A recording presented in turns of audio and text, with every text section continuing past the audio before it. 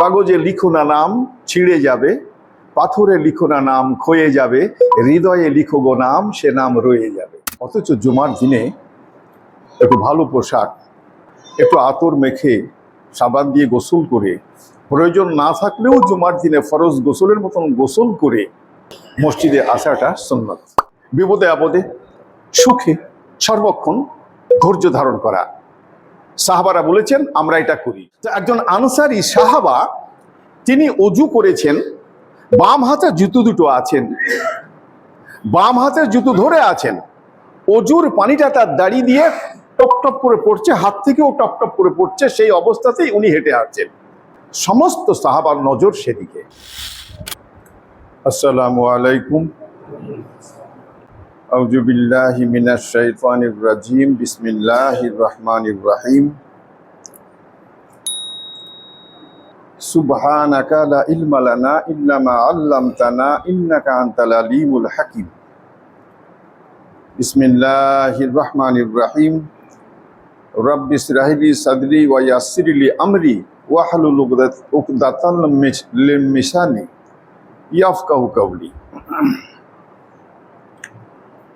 আলহামদুলিল্লাহি কাফা ওয়া সালামুন আলা ইবাদিহিল্লাযিনা ইসতাফা ফা আম্মা বাদ। সমস্ত প্রশংসা গুণকীর্তন ওই আল্লাহ পাকের জন্য, যে আল্লাহ পাক আজ পবিত্র জুমার দিন এখানেই ক্ষান্ত নয়। আল্লাহ নবী সাল্লাল্লাহু আলাইহি ওয়াসাল্লাম বলেছেন এ কথা, যে এটা সাপ্তাহিক ঈদের দিন।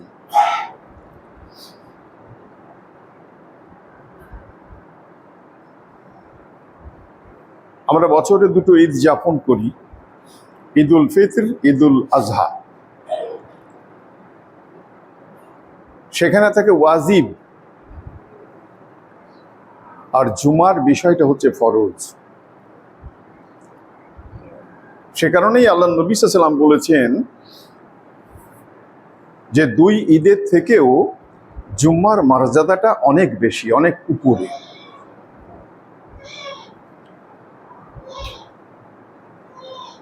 অথচ আমরা ওই দুটো দিনে যে সাজগোজ করি, জুমার দিনে সেটা করি না। অথচ জুমার দিনে একটু ভালো পোশাক, একটু আতর মেখে সাবান দিয়ে গোসল করে, প্রয়োজন না থাকলেও জুমার দিনে ফরজ গোসলের মতন গোসল করে মসজিদে আসাটা সুন্নাত। তো এই সাপ্তাহিক ঈদের দিনে আল্লাহ পাক আমাদের দুনিয়ার সমস্ত কাজকে পরিত্যাগ করে আসার তৌফিক দিয়েছেন। এই জুমার সময়টুকুতে আল্লাহ পাকের যা ফরমাইশ আছে, হুকুম আছে, এই ফরমাইশটা আমল করার জন্য আল্লাহ পাক তৌফিক এনায়েত করেছেন। আমরা সে কারণে আল্লাহ পাকের প্রশংসা করি, বলি আলহামদুলিল্লাহ। তাজেদারে মদিনা দুলালে আমিনা সৈয়দুল আউয়ালিন ওয়াল আখিরিন ইমামুল আম্বিয়া হযরতে মুহাম্মদ সাল্লাল্লাহু আলাইহি ওয়াসাল্লাম, তাঁর শানে হাজারো হাজার কোটি কোটি দরুদ শান্তির ধারা বর্ষিত হোক, বলি আল্লাহুম্মা আমিন।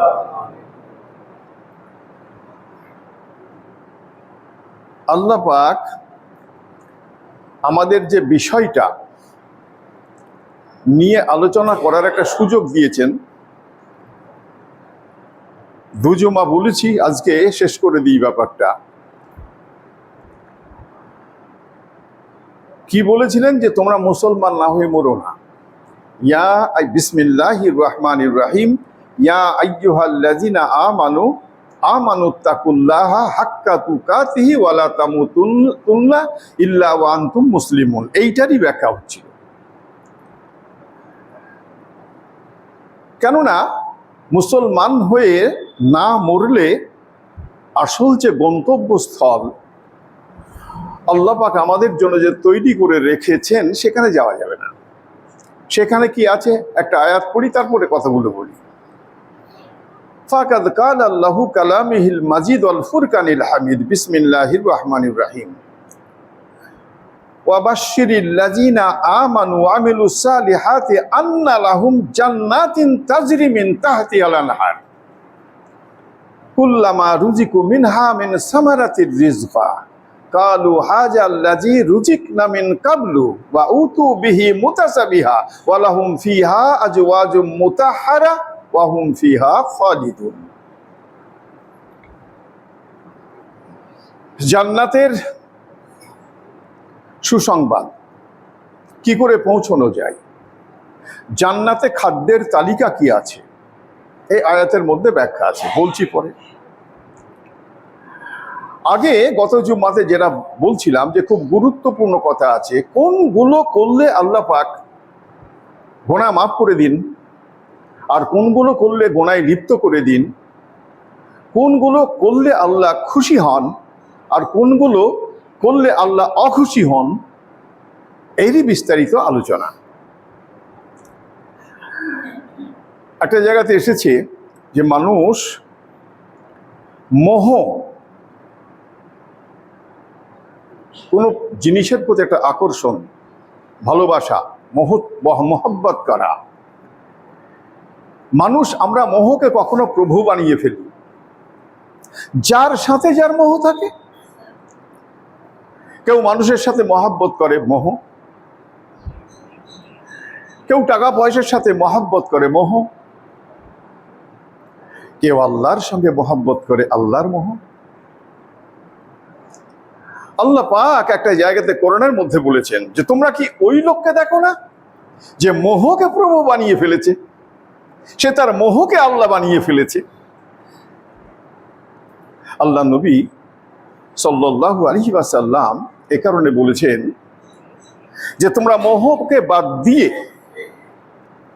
যদি এক আল্লাহর সঙ্গে মোহ করতে পারো, ভালোবাসা করতে পারো, তো এই ভালোবাসা, এই মোহ, এই মহব্বত যদি করতে পারো, তো আল্লাহ পাক তোমাদের জন্য জান্নাতকে ওয়াজিব করে দেবেন।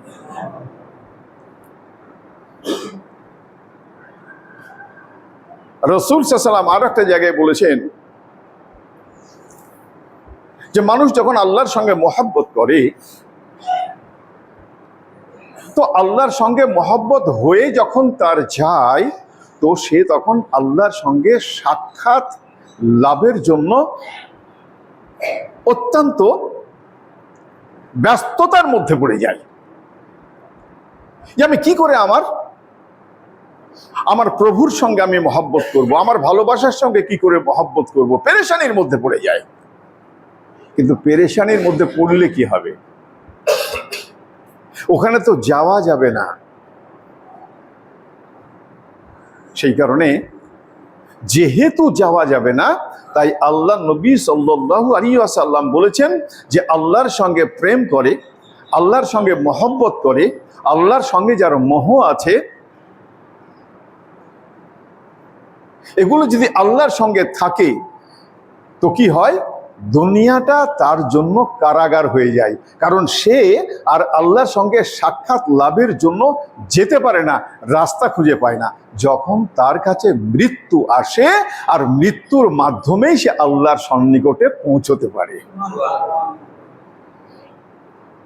বোঝা যাচ্ছে এটা, যে আমরা মনে করি মানুষের মৃত্যু আসাটা যেন তার পক্ষে খুব ক্ষতিকর, কষ্টকর, অঘটন। না, মৃত্যু ছাড়া আল্লাহর সান্নিধ্যে পৌঁছানো যাবে না। মৃত্যুই একটা যান, মৃত্যুই একটা রাস্তা, যে তার মধ্য দিয়ে আল্লাহর কাছে পৌঁছানো যায়। হযরতে ইব্রাহিম আলাইহিস সালাম, হযরতে আজরাইল আলাইহিস সালাম জান কবজ করতে এসেছেন। জান কবজ করতে এসেছেন তো বললেন যে আমি তো আজরাইল, আমি তো জান কবজ করতে এসেছি। হযরতে ইব্রাহিম আলাইহিস সালাম বললেন, এমন কি কথা, এটা আবার কি কথা, বন্ধু হয়ে কেউ বন্ধুকে খুন করে নাকি? আমি তো শুনিনি কখনো। হযরতে আজরাইল আলাইহিস সালাম আল্লাহকে বলছেন, সবই তো জানেন আল্লাহ, সবই তো শুনছেন, দেখছেন। বলছেন, এ আল্লাহ, তোমার হাবিব, তোমার খালিল, তোমার দোস্ত, সে তো এই কথা বলছে। আল্লাহ পাক হযরতে আজরাইল আলাইহিস সালামকে বললেন, তুমি আমার বন্ধুকে এই কথা বলো যে আমি তো আমার বন্ধুর সঙ্গে মিলন করার জন্য ব্যতিব্যস্ত হয়ে আছি। তো কি সে বন্ধুর সঙ্গে মিশতে চায় না, মিলতে চায় না, বন্ধুর কাছে কি আসতে চায় না, বন্ধুর বাড়িতে কি আসতে চায় না? হযরতে আজরাইল আলাইহিস সালাম যখন কথাটা বললেন, পরিবেশন করলেন হজরতে ইব্রাহিম আলাইহিস সালামের কাছে, তো হজরতে ইব্রাহিম আলাইহিস সালাম বুঝে গেলেন যে আল্লাহর দরজায়, আল্লাহর বাড়িতে যেতে গেলে মৃত্যু জান ছাড়া উপায় নাই। সেই কারণে হজরতে আজরাইল আলাইহিস সালামকে বললেন, তুমি যত তাড়াতাড়ি সম্ভব আমার জানটা কবজ করে আমাকে আল্লাহর কাছে পৌঁছিয়ে দাও। তো আমি যাবো কি করে? এই যাওয়ার রাস্তাটা ভালো হবে কি করে? আল্লাহ আমাকে ভালোবাসবে কি করে? দুটো কথা সেখান থেকে। প্রথম কথা কি, আল্লাহ নবী সাল্লাল্লাহু আলাইহি ওয়াসাল্লাম সাহাবাদের মধ্যে এসে একটা দল বসে আছেন। আল্লাহ নবী বললেন, তোমাদের অবস্থা কি জানতে চাইলেন। সমস্বরে সাহাবারা বললেন, ইয়া রাসূলুল্লাহ সাল্লাল্লাহু আলাইহি ওয়াসাল্লাম, আমরা মনে করি আমরা মুমিন, আমরা মনে করি আমরা মুমিন, আমরা মুত্তাকি, পাক্কা মুসলমান, এটা আমরা মনে করি। আল্লাহ নবী বললেন, তোমরা যে পাক্কা মুসলমান বলছো তার চিহ্নটা কোথায়? ও, এই ঘড়িটা মনে হয় বন্ধ না, সে বুঝতে পারছি না। তো চিহ্ন কি, কি করে বুঝবো? সাহাবারা উত্তর দিলেন, 1 নম্বর, ইয়া রাসূলুল্লাহ সাল্লাল্লাহু আলাইহি ওয়াসাল্লাম, আমরা ধৈর্য ধারণকারী, আমরা সবর করনেওয়ালা। আল্লাহ পাক এই কথা বলেছেন, ইয়া আইয়ুহাল্লাযীনা আমানুস্তাঈনু বিস-সাবরি ওয়াস-সালাহ ইন্নাল্লাহা মা'আস সাবিরিন। সূরা বাকারার 151 নম্বর আয়াতের মধ্যে এই কথা আল্লাহ পাক জানিয়েছেন যে সমস্ত মানুষ সালাতকে অর্থাৎ নামাজকে ধরে রাখে আর বিপদে আপদে সর্বক্ষণ, সুখে দুঃখে সর্বক্ষণ ধৈর্য ধারণ করে, তো ধৈর্য ধারণকারীর সাথেই আল্লাহ পাক থাকেন। তাই বললেন যে আমরা ধৈর্য ধারণকারী। দ্বিতীয় নম্বর কি বললেন? দ্বিতীয় নম্বর যেটা বললেন যে যখন আল্লাহ পাক আমাকে সুখ দেয় আমাদেরকে, তখন আল্লাহ পাকের কৃতজ্ঞতা স্বীকার করি।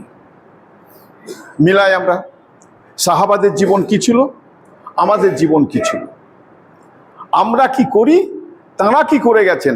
সুখ হলে নামাজের কাছেই তো আসি না, কোথায় চলে যাই। কখনো কখনো কোনো মানুষ আছে, দুঃখ হলে হয়তো একটু নামাজ টামাজ পড়ে, আবার সুখ হলে তখন ছেড়ে দেয়, আসে দিকে আসে না। আল্লাহ সুখ হলে আমরা আল্লাহর কৃতজ্ঞতা স্বীকার করি। সাহাবাদের কথা ছিল এটা। আর কি ছিল? যে আল্লাহ পাক যা বিধান আমাদের জন্য দান করেছেন, বিধান কি? কোরআন, আইন গ্রন্থ। আল্লাহ পাক আমাদের জন্য যেটা নাজিল করেছেন, আমরা এই বিধানে যা কিছু আছে এই বিধানকে পূর্ণাঙ্গ ভাবে মেনে চলার চেষ্টা করি। জনাবে রাসূল সাল্লাল্লাহু আলাইহি ওয়াসাল্লাম বললেন, যদি এই 3 কথা খুব সত্য হয় তা জেনে রাখো তোমরা সত্যি সত্যিই মুমিন। কি জিনিস? বিপদে আপদে সুখে সর্বক্ষণ ধৈর্য ধারণ করা। সাহাবারা বলেছেন আমরা এটা করি, আল্লাহ নবী সাক্ষ্য দিয়েছেন তোমরা মুমিন। আমরা কি বিপদে আপদে সর্বক্ষণ সমস্ত সব জায়গাতে ধৈর্য ধারণ করতে পারবো ইনশাআল্লাহ? 2 নম্বর কি? সুখ যখন আল্লাহ দেবে, তো সুখে হোক অসুখে হোক কি করতে হবে? আল্লাহর কৃতজ্ঞতা স্বীকার করতে হবে, আল্লাহর প্রশংসায় লিপ্ত থাকতে হবে। আল্লাহ ছাড়া এই সুখ দেনেওয়ালা কেউ নেই। আল্লাহ আমাকে সুখ দিয়েছেন, তাই আমি আল্লাহর প্রশংসা কীর্তন করি, বলি আলহামদুলিল্লাহ। এই আলহামদুলিল্লাহ বলে এই জায়গাকে আমাকে থাকতে হবে। যদি আমি এই পরিবেশটা আমার অন্তরকে, মনকে, দিলকে আমি যদি এইভাবে তৈরি করতে পারি, তো ওই সাহাবারা যেমন বলেছেন আমরা মুমিন, আল্লাহ নবী সাক্ষী দিয়েছেন তোমরা মুমিন, তো আমাদের জন্য আল্লাহ নবী কিয়ামতের মাঠে কথা বলবেন আমার সমস্ত এই উম্মতেরাও মুমিন। আর কি? আর শেষ কথা যেটা, যে বিধান আল্লাহ পাক যে আমাদের জন্য পাঠিয়েছেন। আজকে প্রতি জুম্মাতেই সমস্ত যেখানে মসজিদ সেখানেই এটা প্যাটার্ন, এটা নিয়ম সিস্টেম, কথা হবে। কারণ কথাটা শুনবে, মানুষ আমল করবে। আমরা যদি এটাকে মনে করে নিই যে কোরআন হাদিসের গল্প করছে, শুনে নিলাম, ব্যাস, আবার কি, এইটুকু, আর কিচ্ছু নয়। না, এটা তো জানিয়ে দেওয়া তোমার জীবনটাকে তৈরি করার জন্য।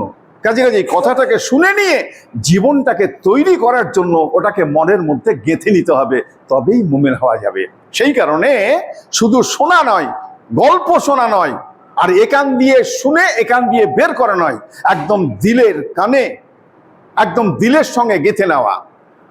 খুব আগে একটা গান শুনতাম, সেসব গানের তত্ত্ব ছিল। এখন তো এরকম মানে ধাড়াম ধাক্কা সব হয় আর কি। তো আমার গায়কের নামটা মনে আসছে না, তিনি গাইছেন এ কথা বলে, কাগজে লিখো না নাম ছিঁড়ে যাবে, পাথরে লিখো না নাম ক্ষয়ে যাবে, হৃদয়ে লিখো গো নাম সে নাম রয়ে যাবে। আল্লাহর বিধান, আল্লাহর যে কারুকার্যতা, আল্লাহর নবী যা ব্যাখ্যা দিয়েছেন, কাগজে নয়, পাথরে নয়, দিলের মধ্যে লিখতে হবে। আর দিলের মধ্যে যদি লিখা যায়, তা সেটা কেউ বুঝতে পারবে না কিয়ামতের দিন পর্যন্ত। আমার দিলে সেটা লিপিবদ্ধই হয়ে থাকবে। আর আমার দিলের মধ্যে লিপিবদ্ধ হয়ে থাকলে আল্লাহ পাক আমাকে কিয়ামতের মাঠে আল্লাহর নবীর সুপারিশের কারণেই জান্নাতে পৌঁছিয়ে দেবে। ছোট্ট আর একটা কথা বলে শেষ করি। আয়াত যে পড়েছি তার ব্যাখ্যাটাই হবে না, টাইম তো শেষের দিকে আসছে। যে কথাটা আমি খুব গুরুত্বপূর্ণ গত জুমাতে বলেছিলাম যে সময় নাই, আগামী জুমাতে বলবো, এটা শেষ করি, একটা ছোট্ট করে বলছি। আল্লাহ নবী সাল্লাল্লাহু আলাইহি ওয়াসাল্লাম একদিনকে বসে আছেন, অনেক সাহাবা। আল্লাহ নবী সাল্লাল্লাহু আলাইহি ওয়াসাল্লাম বললেন যে দেখো, এক্ষুনি তোমাদের সামনে এই রাস্তাতে একজন জান্নাতি লোক আসবে। সবাই তো সেদিকে তাকিয়ে আছেন। একটা আনসারি, আনসারি তাদের কি বলা হয় যারা মদিনার স্থায়ী বাসিন্দা, আর মুহাজির তাদেরকে বলা হয় যারা মক্কা থেকে হিজরত করে গেছেন। তো একজন আনসারি সাহাবা, তিনি অজু করেছেন, বাম হাতে জুতো দুটো আছেন, বাম হাতে জুতো ধরে আছেন, অজুর পানিটা তার দাড়ি দিয়ে টপ টপ করে পড়ছে, হাত থেকেও টপ টপ করে পড়ছে, সেই অবস্থাতেই উনি হেঁটে আসছেন। সমস্ত সাহাবার নজর সেদিকে। দ্বিতীয় দিন বসে আছেন, আল্লাহ নবী একই কথা বললেন যে তোমাদের এদিক দিয়ে একজন জান্নাতি লোক এখনই আসবে। তো এই দ্বিতীয় দিনেও ওই লোকটিকেই দেখা যাচ্ছে ওই একই ভাবে, তার অজুর পানি তখনও টস টস করে পড়ছে, জুতোটা বাঁ হাতে আছে, তো ও হেঁটে যাচ্ছে। তৃতীয় দিন আল্লাহ নবী সাল্লাল্লাহু আলাইহি ওয়াসাল্লাম একই কথা বললেন যে আজকেও তোমাদের এদিকে একজন জান্নাতি লোক আসবে। ওই একই লোককে দেখেছে। হযরত আনাস ইবনে মালিক রাদিয়াল্লাহু তাআলা আনহু এই হাদিসটা বর্ণনা করছেন। তো হযরতে আনাস ইবনে মালিক রাদিয়াল্লাহু তাআলা আনহু বলছেন এই কথা যে আমাদের মধ্যে আমর রাদিয়াল্লাহু তাআলা আনহু ছিলেন, আব্দুল্লাহ ইবনে আমর রাদিয়াল্লাহু তাআলা ছিলেন। তা হযরতে আব্দুল্লাহ ইবনে আমর রাদিয়াল্লাহু তাআলা আনহু তিনি আর বসে থাকতে না পেরে মজমা ভাঙার পরে লোকটির পিছন ধরলেন। খুব ভাবি আমাদের ক্যারেক্টার কি, তাদের ক্যারেক্টার কি। জান্নাতে যাবে, কোন ওসিলাতে জান্নাতে যাচ্ছে সেটা আমাকে দেখতে হবে, এই হচ্ছে তার প্রতিজ্ঞা, অন্য কিচ্ছু নয়। আমাদের মধ্যে সেগুলো থাকে না। গেলেন, লোকটিকে গিয়ে বললেন, ভাই। কে বললেন? আমর ইবনে আব্দুল্লাহ রাদিয়াল্লাহু তাআলা আনহু, যে আমার বাড়িতে আমার বাপের সাথে একটু ঝামেলা হয়েছে, আমি শপথ করেছি 3 দিন বাড়ি যাব না, আর বাপের সাথে দেখাও করবো না।